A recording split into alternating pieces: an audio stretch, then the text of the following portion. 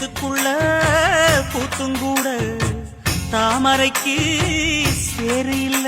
நீ வசரம் மிக வசரம் நான் எட்டி தொடவா, அடிக்கடியே இளங்கொடியே நான் மடிமேல் விழவா.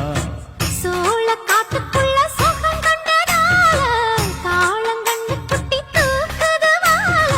மாமனுக்கு தாங்கவில்லை, இனி மாறாப்புக்கு வேலை இல்லை.